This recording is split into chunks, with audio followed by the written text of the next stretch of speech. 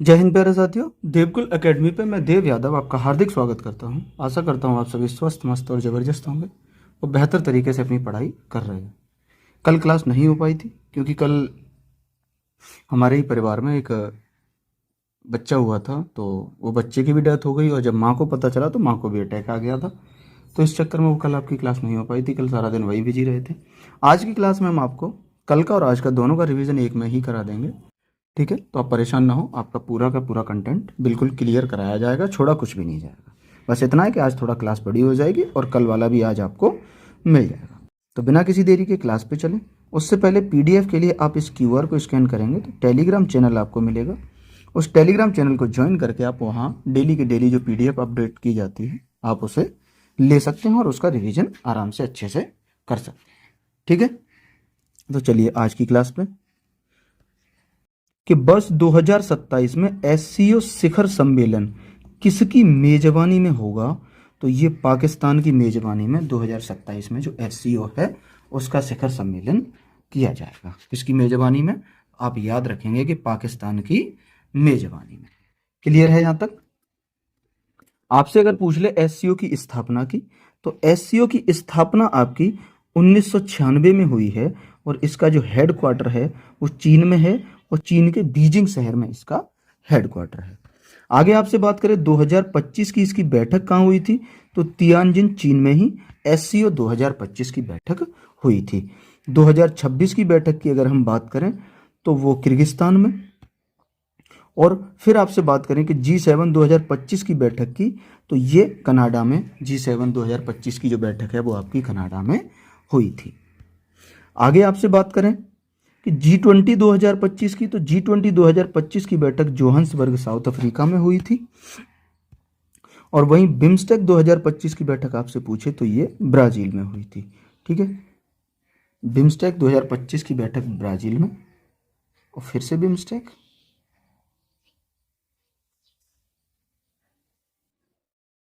एक सेकंड, तो यहां हम थोड़ा सा करेक्शन करेंगे, ये बिम्स्टेक नहीं ब्रिक्स 2025 की बैठक है। ठीक है, किसकी है? तो ये ब्रिक्स 2025 की बैठक आपकी ब्राजील में हुई थी। जो बिम्स्टेक है, इस बिम्स्टेक की बैठक थाईलैंड में हुई थी। ठीक है, यहीं पे पीएम मोदी ने रामकिन रामायण का प्रदर्शन भी देखा था बैंकॉक थाईलैंड में।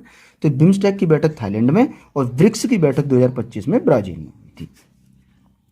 आसियान 2025 की बैठक की अगर हम बात करें तो वियंतिने लाओस में आसियान 2025 की बैठक का आयोजन किया गया है। ठीक है, अगले प्रश्न की बात करें, हाल ही में फ्रीडम एज सैन्य अभ्यास किसने शुरू किया है? तो ये आपका यूएसए, साउथ कोरिया और जापान ने यह अभ्यास शुरू किया है। कहाँ किया है? तो ये जूजू द्वीप है साउथ कोरिया का, वहां पे इसकी शुरुआत की है। इसका जो उद्देश्य है वो उत्तर कोरिया को प्रतिसंतुलित करना, यानी उत्तर कोरिया को काउंटर बैलेंस करना इसका उद्देश्य है। बात करें भारत सरकार ने किसके साथ ऐतिहासिक सीईटीए समझौता किया है, तो ये इंग्लैंड के साथ भारत सरकार ने ऐतिहासिक सीईटीए समझौता किया है। नासा ने पृथ्वी की चुंबकीय सुरक्षा के लिए कौन सा मिशन लॉन्च किया है? तो ये ट्रेसर मिशन लॉन्च किया है नासा ने पृथ्वी की चुंबकीय सुरक्षा के लिए। अगले की बात करें, हाल ही में उज्बेकिस्तान के समरकंद में महिला वर्ग में फिडे ग्रैंड स्विज टूर्नामेंट 2025 किसने जीता है? तो ये वैशाली रमेश बाबू ने 2025 का यह टूर्नामेंट जीता है। क्लियर? आईसीसी महिला वनडे रैंकिंग में प्रथम स्थान की आपसे बात करें तो स्मृति मंदाना आईसीसी महिला वनडे रैंकिंग में प्रथम है। अगस्त 2025 का प्लेयर ऑफ द मंथ किसे चुना गया? तो मोहम्मद सिराज को अगस्त 2025 का प्लेयर ऑफ द मंथ चुना गया है। जुलाई 2025 का प्लेयर ऑफ द मंथ की अगर हम बात करें तो शुभमन गिल जुलाई 2025 के प्लेयर ऑफ द मंथ के लिए चुने गए हैं। वहीं भारत के 89वें शतरंज ग्रैंड मास्टर की अगर हम बात करें तो रोहित कृष्णा भारत के 89वें शतरंज ग्रैंड मास्टर बने हैं। कौन बने हैं? रोहित कृष्णा। COP 15 का आयोजन कहाँ हुआ था? तो ये जिम्बाब्वे में COP 15 का आयोजन हुआ है, ये भी आपको याद रखना है। अगले की बात करें, हाल ही में नवीन एवं नवीकरणीय ऊर्जा मंत्रालय ने किस ऊर्जा पर पहली राष्ट्रीय नीति का अनावरण किया है? तो ये तुम्हारा भूतापीय ऊर्जा पर पहली राष्ट्रीय नीति का अनावरण किया है। 2025 में विश्व जूनियर स्क्वैश चैंपियनशिप में किसने 15 साल बाद देश के लिए कांस्य पदक जीता है? तो ये तुम्हारा अनाहत सिंह ने 15 साल बाद देश के लिए कांस्य पदक जीता है। किसने जीता है? अनाहत सिंह ने। आगे बात करें, इग्नू की पहली महिला कुलपति कौन है? तो उमा कांजीलाल इग्नू की पहली महिला कुलपति बनी हैं। टेस्ट क्रिकेट में दूसरे सबसे ज्यादा रन किसने बनाए हैं? तो जॉ रूट ने टेस्ट क्रिकेट में दूसरे सबसे ज्यादा रन बनाए हैं। ऑपरेशन महादेव की अगर आपसे बात करें तो जम्मू कश्मीर में ऑपरेशन महादेव का आयोजन हुआ। और ऑपरेशन ब्रह्मा की अगर आपसे बात करें तो म्यांमार में फंसे भारतीयों को जब वहाँ भूकंप आया था तो उनके सहयोग के लिए ऑपरेशन ब्रह्मा चला। अगले प्रश्न की बात करें, हाल ही में सर्वोच्च न्यायालय ने किसे पोस अधिनियम से बाहर मानने का आदेश दिया है? तो ये राजनीतिक दलों के जो कार्यालय हैं उन्हें पॉस अधिनियम से बाहर मानने के लिए आदेश दिया है। एनसीईआरटी ने स्कूली शिक्षा पाठ्यक्रम में शामिल करने की घोषणा की है। किसे शामिल करने की घोषणा की है? शुभांशु शुक्ला और ऑपरेशन सिंदूर, ये 2 चैप्टर, एक मतलब इन दोनों के बारे में एनसीईआरटी ने पाठ्यक्रम में शामिल करने की बात कही है। आगे बात करें, भारत के पहले हिंदी माध्यम के एमबीबीएस कॉलेज को किसने प्रारंभ करने की घोषणा की है? तो ये मध्य प्रदेश ने पहले एमबीबीएस कॉलेज जो है, जो हिंदी में वहाँ पढ़ाया जाएगा, ये पहल शुरू करने वाला पहला मध्य प्रदेश बना है। किस देश के कामचटका तट पर 8.8 तीव्रता का शक्तिशाली भूकंप आया है? तो ये रूस के कामचटका प्रायद्वीप पे 8.8 तीव्रता का शक्तिशाली भूकंप आया हुआ है। अगले की बात करें, हाल ही में मादक पदार्थों की तस्करी के विरुद्ध ऑपरेशन बीड आउट किसने चलाया है? तो राजस्व खुफिया निदेशालय ने मादक पदार्थों की तस्करी के विरुद्ध ऑपरेशन बीड आउट चलाया। ऑपरेशन सहयोग की बात करें तो ये मणिपुर में चलाया गया था। ऑपरेशन सिंदूर की बात करें तो ईरान में फंसे भारतीयों को वापस लाने के लिए ऑपरेशन सिंधु चलाया। और ऑपरेशन सिंदूर की अगर बात करें तो जम्मू कश्मीर में 7 मई को ऑपरेशन सिंदूर चलाया। ऑपरेशन चक्र की बात करें तो ऑपरेशन चक्र सीबीआई से संबंधित है। वहीं किसने 7 अगस्त को डॉक्टर एम.एस. स्वामीनाथन के सम्मान में सतत कृषि दिवस घोषित किया है? तो यह महाराष्ट्र सरकार ने 7 अगस्त को डॉक्टर एम.एस. स्वामीनाथन के सम्मान में सतत कृषि दिवस घोषित किया है। ऑपरेशन शिव शक्ति की बात करें तो ये भी आपका जम्मू कश्मीर में ही आयोजन हुआ था, ऑपरेशन शिव शक्ति का। हाल ही में छात्र नवाचार के लिए इंस्पायर मानक अवार्ड 2025 में शीर्ष स्थान किसने हासिल किया है?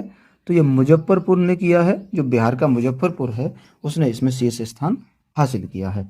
दूसरे स्थान की अगर हम बात करें तो इसमें बेंगलुरु का आया है और 5वां स्थान इसमें लखनऊ का आया है। तो ये भी आपको दोनों याद रखने हैं। यूपी की एग्जाम दृष्टि से ये लखनऊ महत्वपूर्ण है कि छात्र नवाचार के लिए इंस्पायर मानक अवार्ड में लखनऊ का, उत्तर प्रदेश के लखनऊ शहर का 5वां क्रम है। तो ये भी आपको याद रखना है। अगले की बात करें, भारत का पहला मेक इन इंडिया 1 मेगावाट हरित हाइड्रोजन संयंत्र कहाँ प्रारंभ हुआ है? तो ये तुम्हारा कांडला गुजरात में प्रारंभ हुआ है। फिर आपसे पूछे किस देश में स्थित क्लूचेप्स्कोय ज्वालामुखी में विस्फोट हुआ है? तो ये तुम्हारा रूस में स्थित क्लूचेप्स्कोय ज्वालामुखी में विस्फोट हो गया है। क्लियर। अगले की बात करें, हाल ही में किस देश के कसाई प्रांत में इबोला का नया प्रकोप घोषित हुआ है? कांगो लोकतांत्रिक गणराज्य के कसाई प्रांत में इबोला का नया प्रकोप घोषित हुआ है। इसके लक्षण क्या हैं? आंतरिक रक्तस्राव इसका लक्षण है। इंटरनल ब्लीडिंग जो होती है वो इसका लक्षण है। बात करें फेसलेस जीएसटी अधिनिर्णय के लिए पायलट परियोजना लागू करने वाला पहला राज्य कौन सा है? तो ये पहला राज्य केरल बना है। फेसलेस जीएसटी अधिनिर्णय के लिए पायलट परियोजना लागू करने वाला पहला राज्य बना है। इसरो ने चंद्रमा पर मौजूद जीवन की नकल करने वाले होप मिशन को कहाँ लॉन्च किया है? तो ये इसरो ने लद्दाख में इसे लॉन्च किया है। होप मिशन को कहाँ लॉन्च किया है? ये लॉन्च किया है लद्दाख में। भ्रष्टाचार में भारत की रैंक की आपसे अगर हम बात करें तो 96वीं रैंक है भारत की भ्रष्टाचार में। ये भी आपको याद रखना है कि भ्रष्टाचार में भारत की रैंक कितनी है। तो वो है 96। क्लियर है। अगले पे चलें कि हाल ही में विश्व ओजोन दिवस 2025 कब मनाया गया है। तो 16 सितंबर को विश्व ओजोन दिवस 2025 का आयोजन किया गया है। इसके थीम की आपसे अगर बात करें तो विज्ञान से वैश्विक कार्यवाही तक इसकी थीम है। वहीं पूछे कि 47वें नौसेना उप प्रमुख कौन हैं। संजय वात्सायन उप प्रमुख हैं। ये 100% इसकी थीम याद रखना आप, 100% आपके लिए इसकी थीम महत्वपूर्ण है। 47वें नौसेना उप प्रमुख कौन बने। तो संजय वात्सायन। 71वें राष्ट्रीय फिल्म पुरस्कार 2023 में सर्वश्रेष्ठ फीचर फिल्म का अवार्ड किसे मिला है। तो ये तुम्हारा 12th फेल को सर्वश्रेष्ठ फीचर फिल्म का अवार्ड मिला है। वहीं पहला बिम्स्टेक पारंपरिक संगीत महोत्सव, ये तुम्हारा दिल्ली में आयोजन हुआ है, पहले बिम्स्टेक पारंपरिक संगीत महोत्सव का। प्रेस फ्रीडम इंडेक्स में भारत की रैंक कितनी है। तो इसमें 151वीं भारत की रैंक है प्रेस फ्रीडम इंडेक्स में। ठीक है। अगले की बात करें, इससे पहले आपको बताऊं कि बहुत ज़्यादा कमेंट और मेरे पास कॉल भी आ रही हैं। जो पॉलिटी की क्लास थी, ठीक है, पॉलिटी का जो मैं रिवीजन करा रहा था, जो मैंने फ़िलहाल बंद कर रखा है, उसके लिए काफ़ी लोगों के कमेंट भी आ रहे हैं और कॉल वगैरह भी आए हैं। तो मैं इसको मंडे से शुरू कर दूंगा। ठीक है, मंडे से ये क्लास आपकी शुरू हो जाएगी, आप निश्चिंत रहें। और ये क्लास मंडे से आपको कोशिश करूँगा कि डेली दे सकूँ। अगर डेली नहीं कर पाया, ठीक है, डेली नहीं दे पाया, तो मैं हफ्ते में यानी 7 दिन में 3 क्लास तो आपकी पक्का डालूँगा। ठीक है, कोशिश तो करूँगा कि मैं रोज़ाना कराऊँ इसको, ये सीरीज़ में आपको रोज़ाना कराऊँ। ठीक है, तो ये तो शुरू हो गई। और यूपी टेट के लिए अगर कोई भी भाई जो देना चाह रहा हो यूपी टेट, उनके लिए मैं बताऊं, मैं टॉपिक वाइज लेके आ रहा हूं क्लास। जैसे हिंदी की वर्णमाला, ठीक है, बहुत जल्द आपके सामने ये क्लास आने वाली है। एक क्लास में, ठीक है, एक क्लास में पूरी वर्णमाला आपकी फिनिश कर दी जाएगी। 1 घंटे से ज़्यादा की क्लास होगी नहीं, और इस क्लास से वर्णमाला से एक भी क्वेश्चन बाहर नहीं जाएगा। ये बात मेरी लिख के रख लेना तुम, ये मेरी गारंटी है। ऐसे ही टॉपिक वाइज कराऊंगा। हिंदी में कुल 14-15 टॉपिक हैं या 20 टॉपिक हैं, तो 20 क्लासें होंगी बस, और 1 घंटे से ज़्यादा कोई क्लास नहीं होगी। ये मेरा प्रॉमिस है आपसे। तो उसके लिए मैं खुद से आपके लिए पहले बहुत अच्छे से नोट्स तैयार कर रहा हूँ, किताबों से इधर उधर से मदद करके पूरा नोट्स तैयार कर रहा हूँ। तो उसके लिए आप अगर यूपी टेट वाले जितने भी जो भी भाई हैं, तो वो यहाँ से, या आपके घर में जो भी टीचर हैं जिन लोगों को यूपी टेट निकालना है कम समय में, उनके पास समय भी कम नहीं हो, ज़्यादा नहीं है, क्योंकि स्कूल में भी पढ़ाना है, फिर रेस्ट भी करना है, खुद भी पढ़ना है, उनको ध्यान में रखते हुए सीरीज़ में चालू कर रहा हूँ। और महज हिंदी जहाँ 80-90 क्लासेस होती हैं, वहाँ वो 24-25 क्लास, ज़्यादा से ज़्यादा 20 क्लास, 20 टॉपिक तो 20 क्लास ख़त्म करा दी जाएगी। ये मेरा आपसे वादा है। ठीक है, तो आप लोग शेयर भी कर देना, अगर किसी को हो तो बता देना हमारे बारे में। हम ये सोमवार से सीरीज शुरू करने वाले हैं। ऐसे ही हर सब्जेक्ट की रहेगी, जैसे हिंदी ईवीएस की भी 15 से 20 क्लास, मैथ भी रखूँगा। मैथ की थोड़ा ज़्यादा हो जाएंगी, वो 15-20 में नहीं समेट सकता, तो उसकी मैक्स 50 क्लास, जहाँ सब 100 से ज़्यादा क्लास कराते हैं, वो मैं ज़्यादा से ज़्यादा 50 क्लास में ख़त्म करा दूँगा।